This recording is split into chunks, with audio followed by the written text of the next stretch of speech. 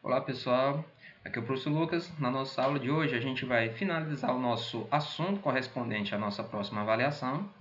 E esse tópico que está faltando a gente falar é da função quadrática. Até então a gente tinha dado a ideia de função, entendemos o que vier a ser uma função. Depois falamos de uma função que ela é característica, que é a função afim.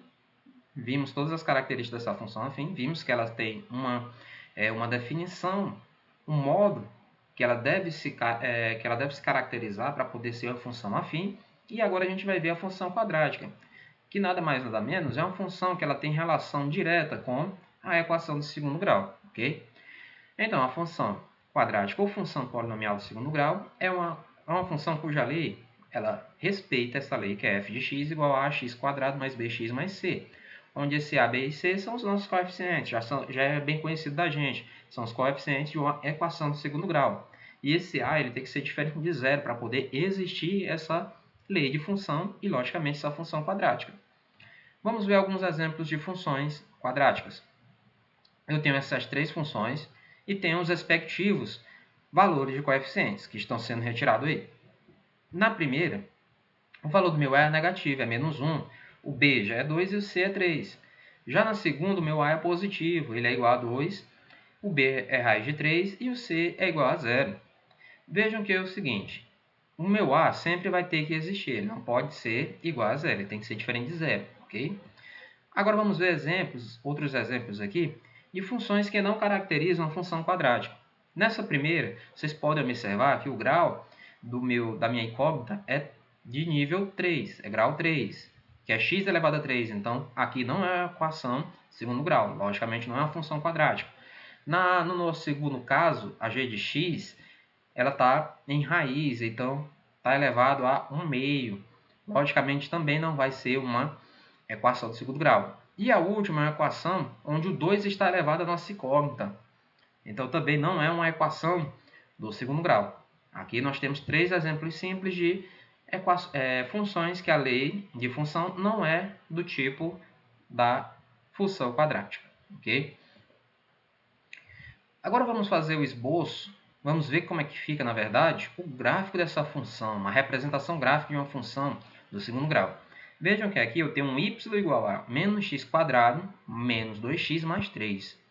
Aí agora eu vou encontrar os pares ordenados dessa função, dessa lei de função, para poder representar no nosso plano cartesiano. Aí eu vou pegar valores de x. Eu peguei do intervalo de menos 4, fui até o 2.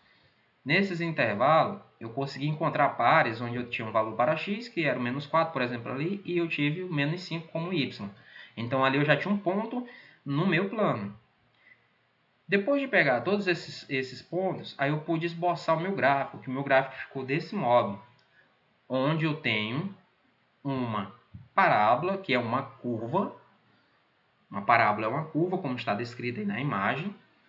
E eu tenho um pontozinho onde essa curva ela muda de direção, e esse mesmo ponto eu posso traçar uma reta intersectando esse ponto, que eu vou ter um eixo de simetria. Entre um lado e o outro vai ter um eixo de simetria. Então, esse gráfico ele caracteriza todas as funções do segundo grau. Toda função do segundo grau ela vai ser do tipo de uma parábola, onde eu vou ter um eixo de simetria, que exatamente eu posso passar uma reta cortando aquele ponto onde está tendo a mudança da minha curva. Aí eu passando essa reta de intersecção, eu vou ter o meu eixo de simetria, eu vou ter uma simetria de um lado e do outro. Ou melhor dizendo, uma simetria axial, por exemplo. E vejam também que desse gráfico eu posso retirar já uma característica importante. Vamos olhar para o nosso coeficiente A, o coeficiente A lá da nossa função. Veja que o coeficiente é menos 1. Então, quando o meu coeficiente for negativo, minha parábola vai estar voltada para baixo. Para baixo. Então, a abertura da minha parábola vai estar para baixo, como está no nosso exemplo aí. Agora, se o meu A, que é o valor de A, ele for positivo, essa parábola ela vai estar invertida para cima, ela já vai estar assim. A abertura vai estar para cima. Então, eu já sei que o valor de A vai indicar para qual lado está, ou melhor, para qual direção está a abertura da minha parábola, ou para cima ou para baixo, certo? Então já temos uma característica fundamental para poder esboçar, representar o nosso gráfico da função quadrática. Vamos falar um pouco mais do gráfico de uma função quadrática. Observe, por exemplo, o gráfico da função y igual a x² menos 2x menos 2. Note que a parábola ela tem simetria axial. Como eu falei anteriormente para vocês, a simetria ela é axial. E eu também tenho um ponto lá embaixo, que é quando muda a curvatura dessa minha parábola, que eu chamo de vértice da parábola. Vejam aqui, nós estamos com essa parábola, onde essa parábola é exatamente a parábola que corresponde, que está sendo esboçado, o gráfico dessa minha função x² menos 2x menos 2. Aqui eu tenho o meu gráfico, ok? E o vértice da minha parábola, vocês podem observar ali, que ele está exatamente no ponto onde o x é igual a 1 e o y é igual a menos 3. Então, ali é o vértice da minha parábola. E se eu passar uma reta intersectando esse ponto, vou desenhar aqui para vocês. Aqui, se eu passar uma reta bem aqui, exatamente intersectando esse ponto, eu vou ter um eixo de simetria. Vocês podem olhar aqui, tanto para a direita como para a esquerda, eu tenho uma curva exatamente igual a dos dois lados. Então, eu tenho uma simetria axial. Sempre vou ter essa simetria? Sim. É uma característica definida da função quadrática. Ela sempre vai apresentar uma parábola que tem uma simetria axial, ok? Bem, aqui está a tabela com os dados para poder criar para representar, esboçar esse gráfico no nosso plano cartesiano. Peguei todos os pontos, coloquei dentro da minha função e encontrei valores de y em relação a x. E daí eu pude começar a colocar os pontos e representar a minha função. Agora vamos falar da intersecção com os eixos x e y. Logicamente, como também na função afim, aqui a gente também tem como encontrar a intersecção de x e y a partir de algumas informações que a lei da função do segundo grau vai nos passar. Bom, a parábola ela vai cruzar o eixo y num ponto onde o x for zero. Isso é bem óbvio. Quando o meu x for zero, a parábola vai intersectar com o meu eixo y. Se o meu x for igual a zero, a gente olhando uma lei de função do tipo da equação do segundo grau, ela vai eliminar tanto o coeficiente a como o coeficiente b. Vejam aqui, se o meu x for igual a zero, f de zero, que é o f de x, só que o x é igual a zero, f de zero. Ele vai zerar tanto a como vai zerar tanto b, porque está multiplicando, né? E vai restar apenas o c. Então, a minha parábola vai cruzar no ponto onde a coordenada é 0 e c. Então, sempre quando eu quiser saber onde é que vai ter a intersecção da minha parábola no eixo y, é só eu observar o valor de c na minha lei de função. Vejam como é bem simples, que nem a função afim, que eu observava apenas o valor de b. Aqui eu observo o valor de c, que é o termo independente da nossa equação do segundo grau. E aí, observando, eu vou ter exatamente o ponto onde vai ter a intersecção da minha função no eixo y. Vejam no nosso exemplo aí. A nossa função, qual é o valor de c? O valor de c está aqui, né? 2 positivo. Então, ela vai intersectar no valor de 2 positivo no eixo y. E vejam que ela intersectou. Bem aqui é o 2 positivo. Intersectou. É exatamente o ponto onde ela corta o eixo das ordenadas, ou o eixo y. Bem, agora para encontrar a intersecção com o eixo x, aí eu já vou levar, que nem a função afim, vou levar para os zeros da função. Aí eu já vou ter que fazer o quê? Vou ter que resolver a minha função. Vou igualar ela a zero e vou resolver ela. No caso aqui, a gente vai resolver a equação do segundo grau, que nós já sabemos como resolver, que é procurando o delta e depois encontrando os valores de x. Ou então por soma e produto também, que a gente pode encontrar. Beleza, depois de encontrar os valores de x, a gente viu que encontrou x igual a 1 e x2 igual a 2. O menos 2, quer dizer. Então, nós temos dois valores para x. X1 igual a 1 e x2 igual a menos 2. Vamos olhar lá na nossa função. Esses dois pontos são os pontos que a curva vai ter que passar pelo eixo x, que está na horizontal. Olha aqui, nossos pontos. Aqui ele está passando onde? Está passando aí 1 Ah, mas aqui já é outra função, né? Ele vai ter que passar, ó, por exemplo, aqui nessa função, está passando em um ponto aqui entre 0 e 1, e outro ponto é o 2, ó. Esses dois pontos aqui são os zeros da função, exatamente dessa função aqui. Já dessa outra função,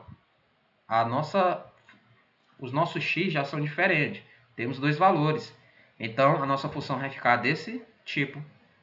Ó, onde eu tenho aqui o meu ponto, que é menos 2, ó. Menos 2 está aqui. E o 1 está bem aqui também. Então, esses são os zeros da função. Então, se eu quero saber os valores que a minha curva, a minha parábola, ela intersecta no eixo y, é só olhar para o valor de c. Se eu quero saber os valores ou o valor que a minha curva, a minha parábola, intersecta no eixo x, é só eu igualar a zero a minha lei de função e resolver a minha equação. Aí eu vou encontrar os valores de x. Como é a equação do segundo grau, eu posso ter até dois valores de x, né? Por isso que a função quadrática ela tem o formato de uma parábola. O formato de uma parábola, ele passa duas vezes pelo eixo y, ou pelo eixo x. Mas também tem situações onde ele não vai passar pelo eixo x, que é exatamente o que a gente vai ver agora. Quando a gente aprendeu sobre as equações de segundo grau, a gente viu que tinha relações do discriminante com coeficiente, relação do discriminante com a quantidade de raízes. Aqui também vai ser do mesmo modo.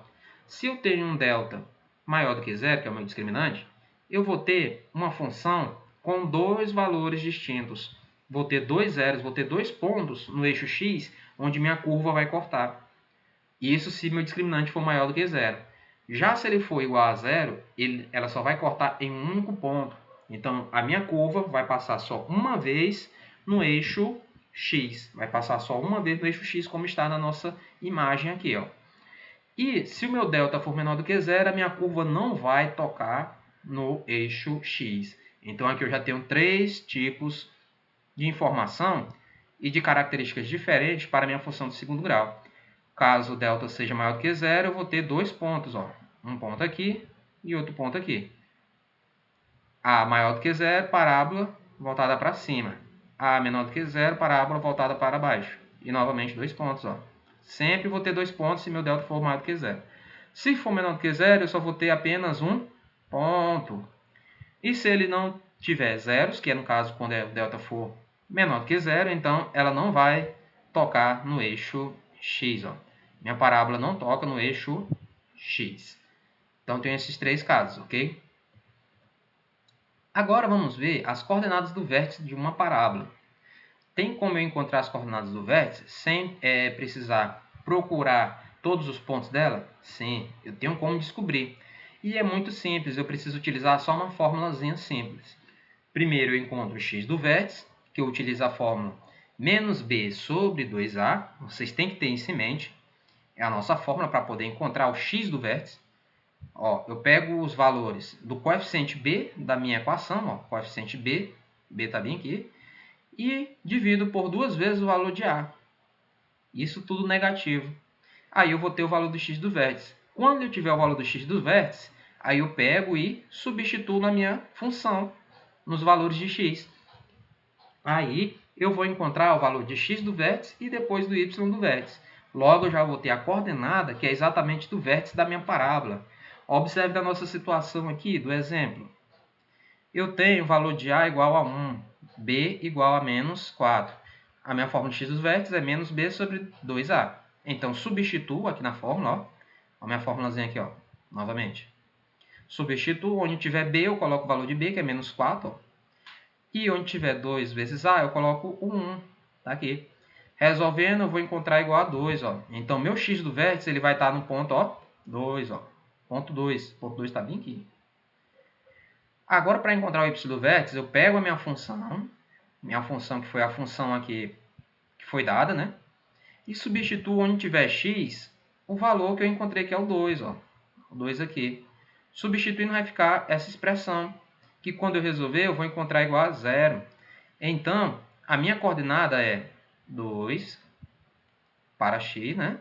E 0 para y. Essa aqui é minha coordenada, meu par ordenado. Então, ela vai estar exatamente no ponto do eixo x na coordenada 2, como está na nossa figura aqui, representado nessa nossa função aqui. Essa função, a gente encontrou a coordenada do vértice sem precisar buscar ponto a ponto, apenas utilizando esse macete, ok? Então não esqueça, para encontrar a coordenada do vértice de uma parábola, eu encontro o x do vértice, depois substituo na minha equação, na minha lei de função. Aí eu vou encontrar o y do vértice. Agora vamos falar de problemas de máximo e mínimo, ponto de máximo e mínimo. O que vem a ser ponto de máximo e mínimo? Quando a gente procura em uma situação o máximo que ela pode atingir uma determinada,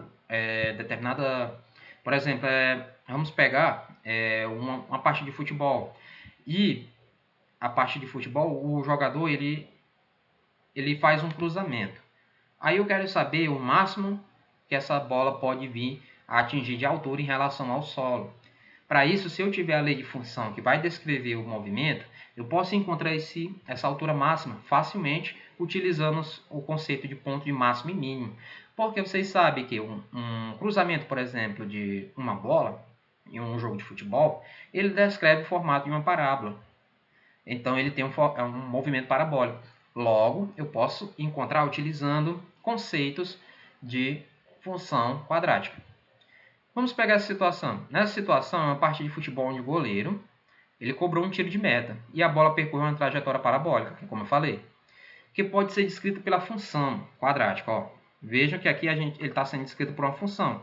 Então, já ajuda a gente porque ele deu a função quadrada, função quadrática. Certo? Em que f de x representa a altura, né?